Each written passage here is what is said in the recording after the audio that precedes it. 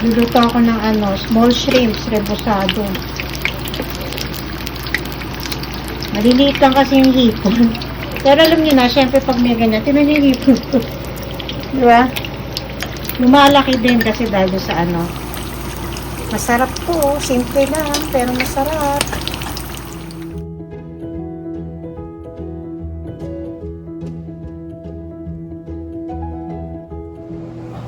Ito na yung shrimp.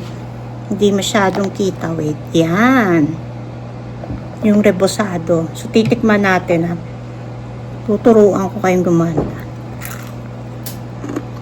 Wow.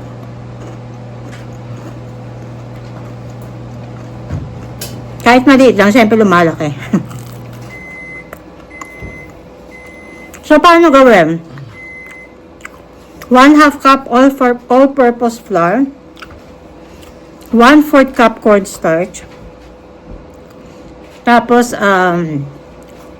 pepper. 1 teaspoon ng baking powder. Haluin nyo. Lagyan nyo ng isang egg. Tapos, lagyan nyo ng water. Ang water, konti-konti lang lagay nyo. So, dapat hindi siya yung thick na butter. Hindi siya pwedeng thin na butter. Hindi masyadong thick, hindi masyadong thick. So, tatry nyo yun. Basta i-ano nyo. Yung shrimp nyo, yun yung kasi merong timpla. Naglagay ako ng konting magic sarap and pepper. Pero pwedeng salt. Pwedeng salt, pepper, and ginger powder.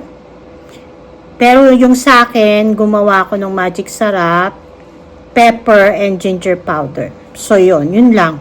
Tapos, kailangan malamig ang butter. Yung ginawa nyo na merong flour, ganon.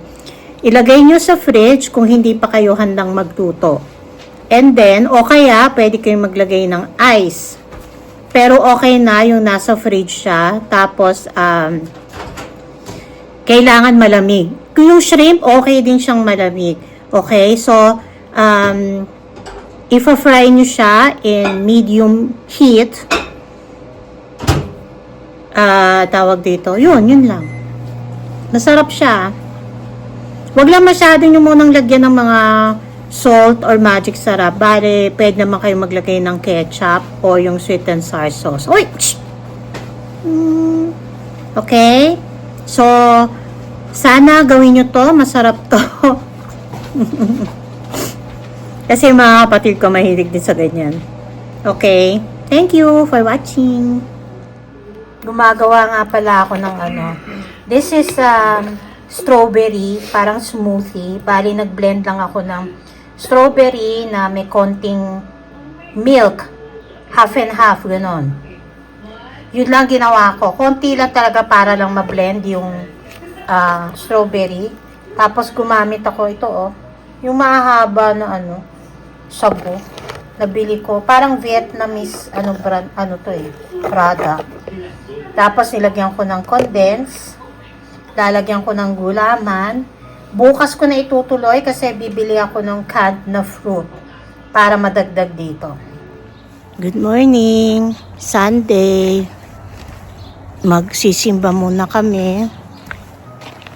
Malamig pa rin kasi nga nag-snow nung isang araw. Kahapon hindi na nag-snow. Kaya yun. Nakita niyo yung paligid.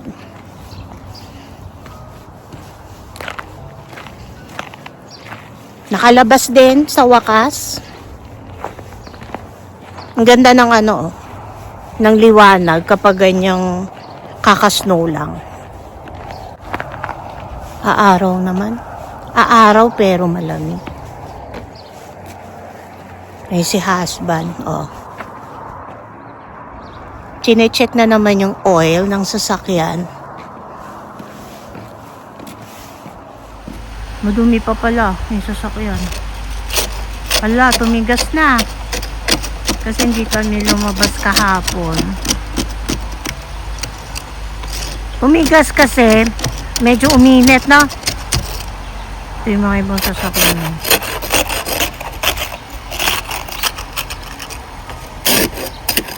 Ayan. Yung ibang magpo-post ng ano, yung matasang snow. Ganyan po yan. Yung mga, yung mga tambak na snow.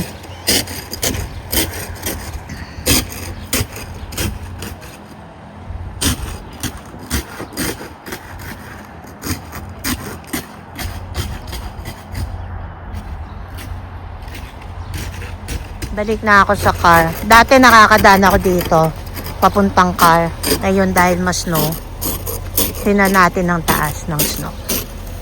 Siyempre dito tayo sa ano. Yun.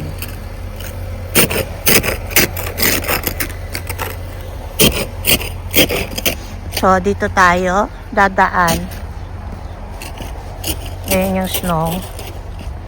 Pero hindi na yata magsusnow. Pero alam nyo naman, di ba, ang weather lang. Minsan sasabihin ganyan, pero mag-iiba naman ang ano. May mga nagkaskas na niyan kahapon, naglinis din ng daanan. Yun ang maganda pag condo. Kasi pag condo ay usually kasama na sa condo fee. Bakit mahal naman condo fee? My God.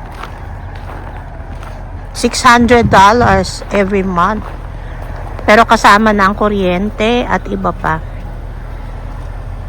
Yan o. Nag-ano no. Meron din nga sa baba, kaya lang tinanggal ko na.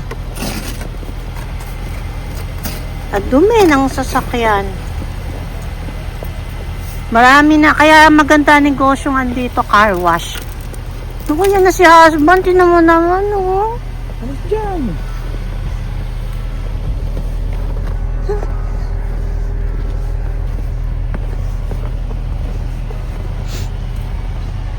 Tumigas yung ano namin, wiper. Hi. Ay.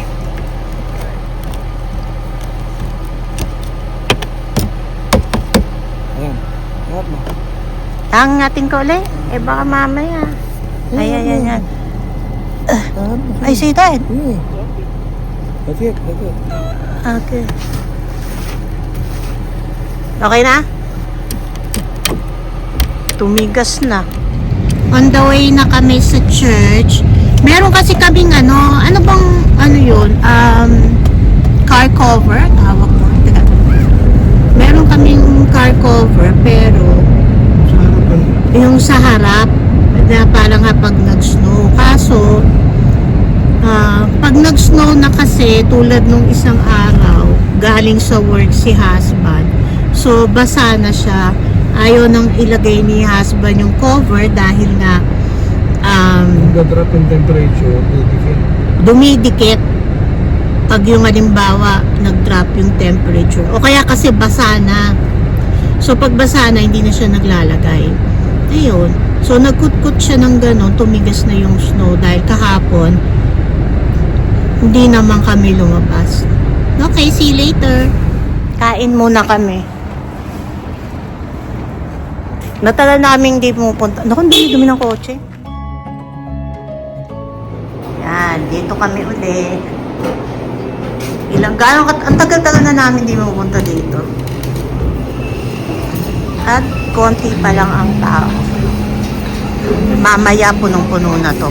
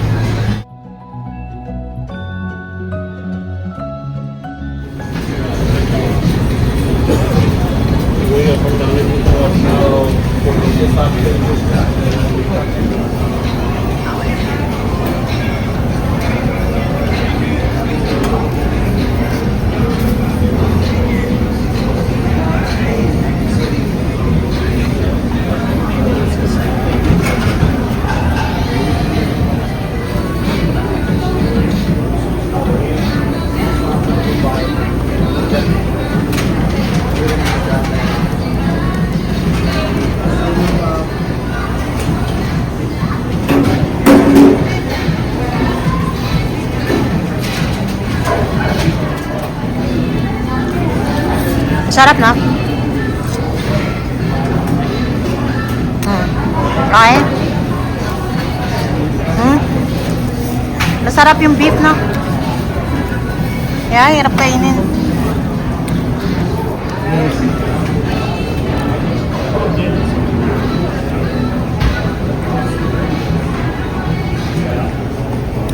Hulog na sa ilalim.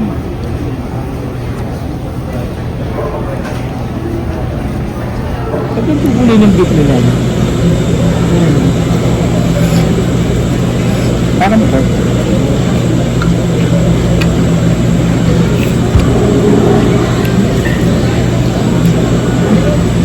Sarap?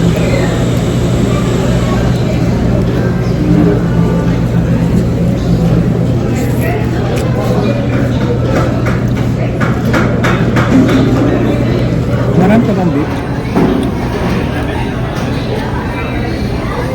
Eh sa'yo, tama-tama lang yung ano, broth. Kasi sa akin okay lang, baka ako natabang sa'yo.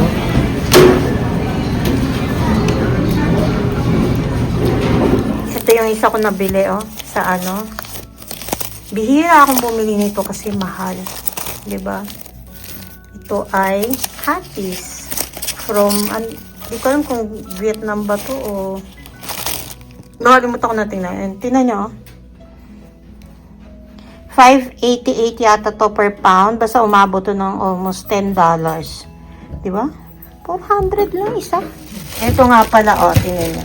Ganda, puro ano yan. Tendon. Diba? Magkano nga ba to? This is beef tendon to. Ito ay 23. Pag naluto yan, kalahati na lang yan. Itong chicken, nabili namin, buo.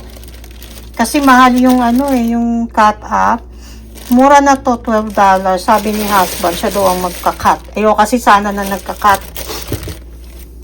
Ito is buto-buto ng chicken, $6. Misa ginagawa ko yan sa salad, yung flakes niyan, or pansit. Yun. Tapos may pork belly, boneless, $10, pang menudo. So, eto na yung continuation ng salad ko. Oh, kulang na kulang ang cream dahil kaya bumili ako ng whipping cream. No need for mga Nestle cream kasi it's very expensive. So, this one ang binibili ko. Kahit anong whipping cream is okay.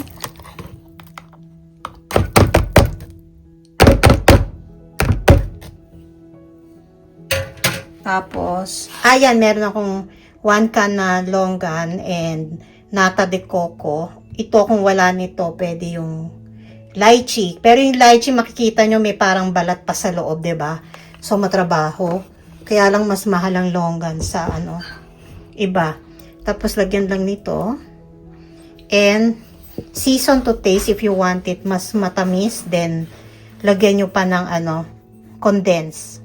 Eto na siya. Ano ba meron dito? Bali, strawberry na binlend ko. Na hindi blended na very smooth, ah. So, blended yon with half and half lang. No water. Tapos, in-add ko na dito yung gulaman. Sago. Sago na pahaba. Tapos, nata. Longan. What else? Yun lang. Cream and condensed milk. Ready na. Oh. Kung gusto niyo yung makolor, you can use fresh fruits.